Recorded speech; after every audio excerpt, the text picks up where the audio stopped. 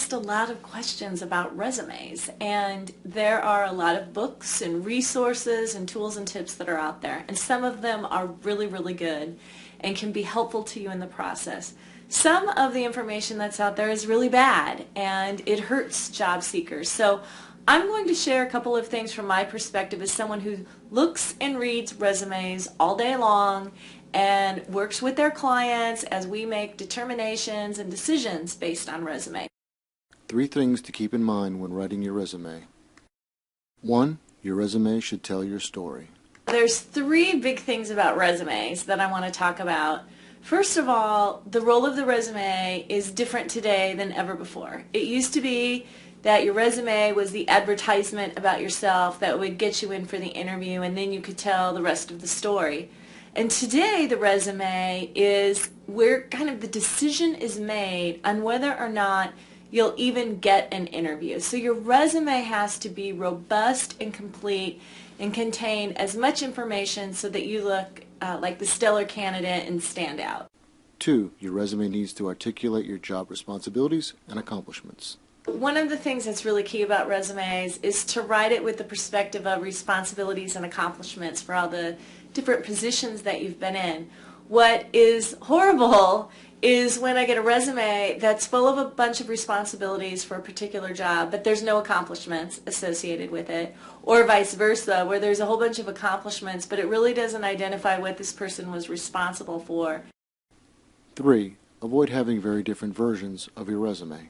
I am not a fan of these multiple versions of resumes. I received one last week from an individual where one resume that was sent in identified this person as a very strong operations person, chief operating officer, and then it was followed by a resume that presented this person as an HR executive. And so I'm reading this and I'm like, well, which is it? And so it's really distracting. It's not helpful to the candidate. You don't want to be the candidate where a hiring manager pulls up your information and there's 4 versions of who you are and what your experiences are. Clearly connect responsibilities, accomplishments, and positions. I also am not a fan of the resumes that are built from the perspective of, let me tell you all the things that I've done at the top, and then I'll tell you where I worked later. Because guess what? Hiring companies are not going to go back and try to piece together where you were and when you did these things and put the resume back together. So it's really important to keep those things lined up. References available on request. Here's a very, very basic tip.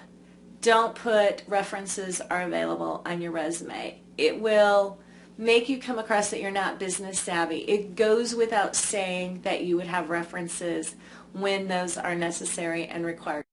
What about my interests? There's a lot of questions about what should you do regarding hobbies and different things that you do, and I would say if it relates to the position that you're applying for, that's great. But don't send me a resume that tells me you like to knit and you're applying for a controller position. I mean, those things just don't go together. It's not relevant to the position, and it's not really helpful. Where can I get more information on resumes? There'll be another video coming up in the future that will be really, really detailed about how to write your resume, what not to do with your resume, and so but this will give you some food for thought and things to think about as it relates to resumes.